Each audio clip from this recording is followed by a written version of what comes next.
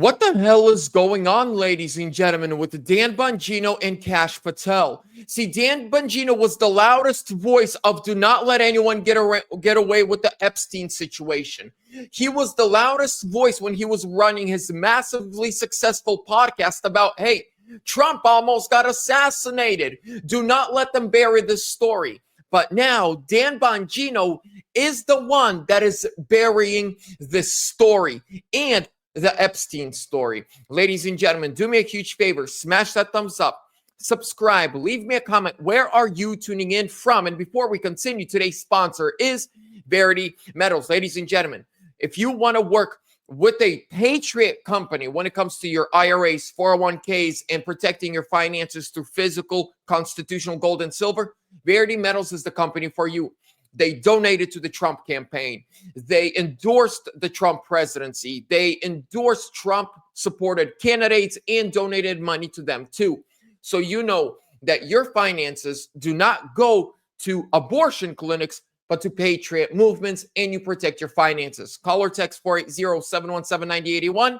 Get free silver when you tell them Vlad sent you. Links are down below in the description. Here we go. Former Trump spokesperson Liz Harrington slams the FBI Deputy Director Dan Bongino for downplaying the Trump assassination in Butler.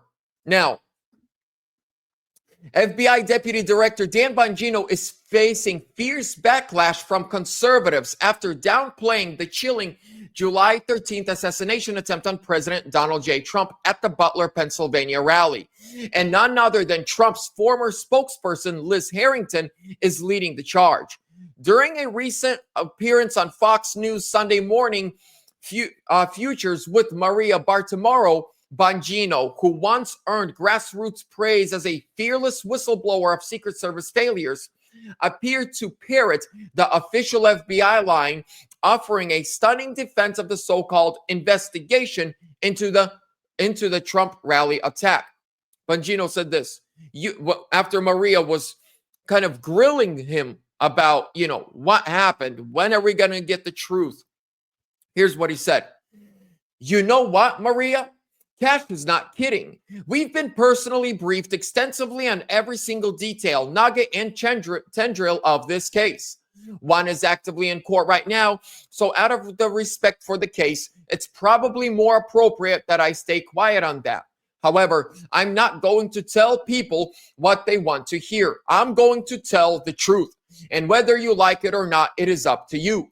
If there is a big explosive there, given my history as a Secret Service agent and my personal friendship, as the director does, with the president, give me one logical, sensible reason why we would not have told you. If you can think of one, there isn't. In some of these cases, the there you're looking for is not there.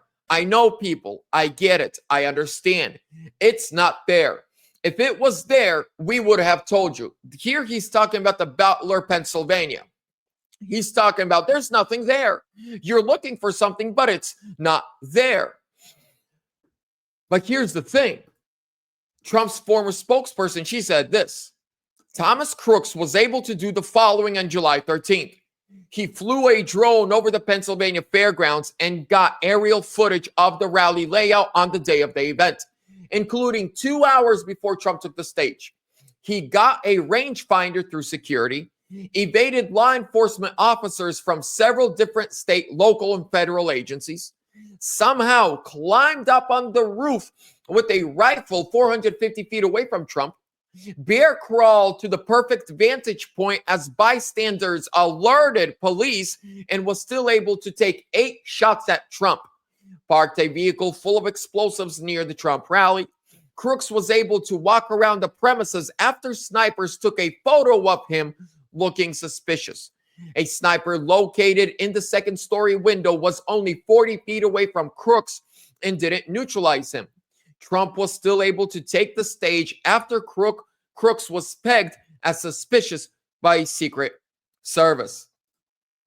But it gets crazier, ladies and gentlemen. We're jumping onto my Twitter page.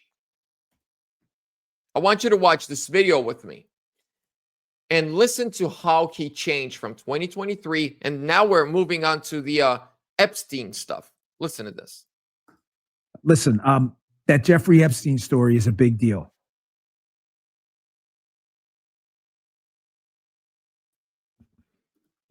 What happened?